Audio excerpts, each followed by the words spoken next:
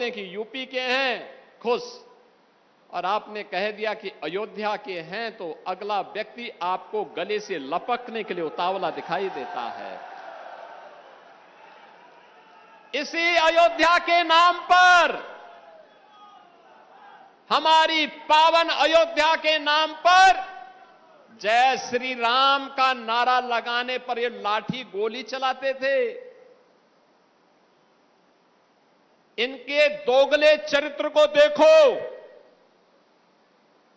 जो कांग्रेस अयोध्या में भगवान राम का मंदिर न बनने पाए, इसके लिए एड़ी चोटी लगाई थी, इसने पूरी ताकत लगा दी थी, और इसने माननीय उच्चतम न्यायालय में शपथ दिया था बड़ी बेशर्मी के साथ में कि राम तो हुए ही नहीं।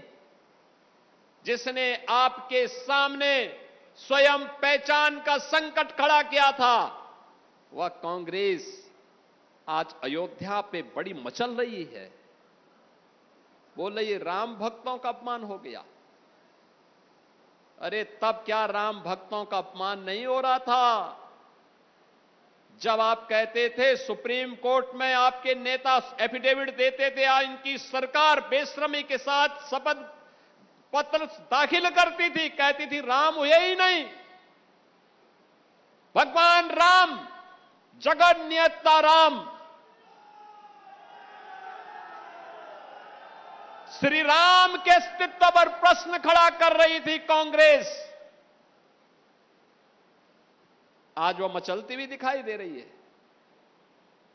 और समाजवादी पार्टी, देखो तो इनका दोहरे चरित्र को। कहती राम भक्तों का अपमान हुआ। राम भक्तों पर, कार सेवकों पर गोली चलाने और जय श्री राम बोलने पर लाठी भांजने वाले लोग आज उपदेश देने चले हैं, उपदेश देने चले हैं। बहनों और भाइयों, मेरी अपील होगी सभी राम भक्तों से। अयोध्या के बारे में जो समाचार पत्रों में सुनने को मिला, हम लोगों ने ट्रस्ट के अनुरोध पर एसआईटी जांच बिठाई है, और मैं उन्हें इस बात के लिए कह सकता हूं कि एसआईटी जांच दूध का दूध और पानी का पानी करके रहेगी, उसमें कोई संदेह नहीं। लेकिन मैं सभी से इस बारे में अनुरोध करूंगा, सभी पक्षों से कहूंगा कि कोई भी ऐसी अनर्गल टिप्पणी और बातें न हो जो राम भक्तों की भावनाओं को आहत करती हो, राम भक्तों की भावनाओं को आहत करती हो। अगर किसी के पास कोई डॉक्यूमेंट्री प्रूफ है, वे कृपया एसआईटी को उपलब्ध करवा दें, एसआईटी को दे दें, एसआईटी जांच करके देगी। और राम भक्तों से भी मैं कहना चाहूंगा, राम भक्तों से मेरी विनम्र अपील होगी, प्रभु राम ने हमें मर्यादा का पाठ पढ़ाया है, मर्यादित रहने का आचरण दिया है। हम उस मर्यादा का पालन करते हुए हमने 500 वर्षों तक, हम लोगों के पूर्वजों ने 500 वर्षों तक प्रभु राम के स्थान को लेने के लिए संघर्ष किया है। 500 वर्षों तक मर्यादित रहते हुए हमने संघर्ष किया है। 15 दिन और देख लें, इंतजार कर लो, चिंता मत करो। लेकिन हम अयोध्या को बदनाम करने वाले, राम जन्मभूमि मंदिर को अपमानित करने वाले लोगों के बहकावे में कतई ना आए। ये लोग कभी नहीं चाहेंगे कि अयोध्या का नाम हो,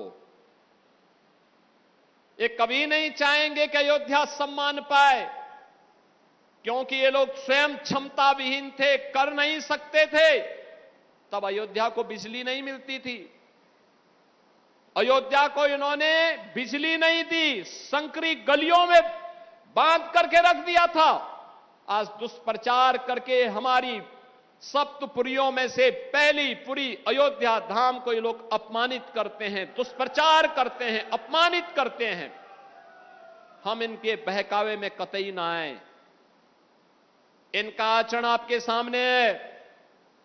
इन लोगों ने राम भक्तों पर गोलियां चलाई हैं।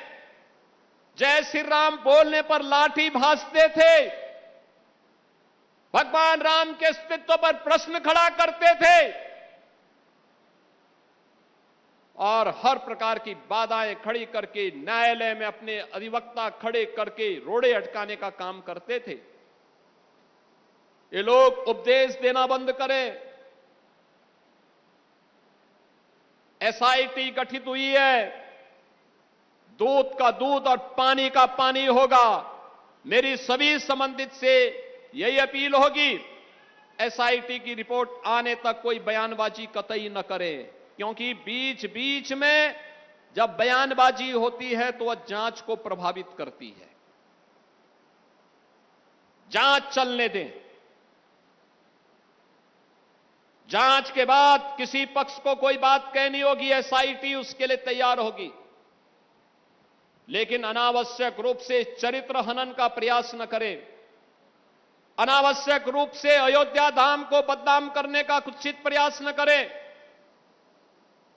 अगर कोई अपराधी है, वह कोई भी होगा, बचेगा नहीं, यह सुनिश्चित है। ये लोग क्या हमें बताएंगे, जो लोग राम भक्तों को अपमानित करते थे और जो प्रदेश के कुख्यात माफियाओं के कब्र पे जाकर के फातिया पढ़ते थे, ये लोग आज राम भक्ति का उपदेश हमें देने चले हैं। हम इन लोगों के बहकावे में ना आए। मेरी आप सबसे ये अपील है। आज के इस अवसर पर मैं बधाई दूंगा रुधौली के अपने विधायक श्री रामचंद्र यादव जी को और उनकी पूरी टीम को। अयोध्या का विकास तब हो पाया जब हमारे जनप्रतिनिधि सक्रिय थे, लगातार सहयोग किए, प्रशासन के साथ मिलकर के टीम भावना के साथ आगे बढ़े। परिणाम हम सबके सामने आया। आज अयोध्या एक नई अयोध्या के रूप में दुनिया को आकर्षित कर रही है और यही तो विपक्ष को अच्छा नहीं लग रहा है।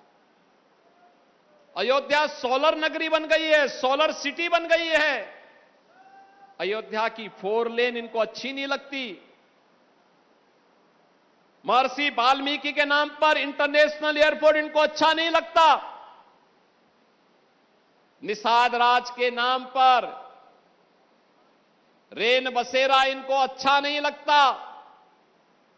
माता सबरी के नाम पर भोजनालय, गरीबों को मिलने वाले और तीर्थयात्रियों को मिलने वाले भोजनालय इनको अच्छे नहीं लगते। मां सरयू के आंचल में बनी हुई राम जी की पेड़ी इनको अच्छी नहीं लगती।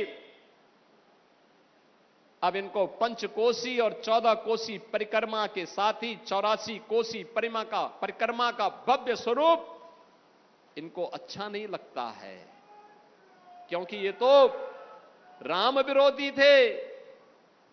ये लोग कैसे भगवान राम की पावन अयोध्या के इस भव्य स्वरूप को कैसे बर्दाश्त कर पाएंगे? ये लोग नहीं करेंगे। जिन लोगों ने अब तक अयोध्या में राम जन्मभूमि में दर्शन नहीं किया और जिन्होंने अपने विधायकों को भी अयोध्या धाम जाने से रोका, आपने देखा होगा रायबरेली ऊंचाहार के विधायक और वर्तमान में प्रदेश सरकार में मंत्री श्री मनोज पांडे जी ने जब समाजवादी पार्टी के विधायक के रूप में कहा कि अयोध्या में सभी विधायकों को दर्शन करने के लिए जाना चाहिए, हमने प्रस्ताव स्वीकार किया। अखिलेश यादव ने तुरंत रोक लगा दी, कहा नहीं, अयोध्या में कोई दर्शन करने नहीं जाएगा, क्योंकि उनकी भक्ति राम पर नहीं थी, वे तो बाबर को मानने वाले लोग हैं। वो बाबर की पूजा करने वाले लोग हैं। कैसे? और उन्होंने मनोज पांडे को धिक्कार करके बाहर कर दिया। आज मनोज पांडे हमारी सरकार में मंत्री हैं, एक वरिष्ठ नेता के रूप में उन्होंने काम किया। लेकिन समाजवादी पार्टी ने उनका अपमान किया, प्रभु राम का स्मरण करने पर उनको वहां से दुत्कारने का काम किया था। आज वे प्रदेश सरकार में मंत्री के रूप में अपनी सेवाएं दे रहे हैं।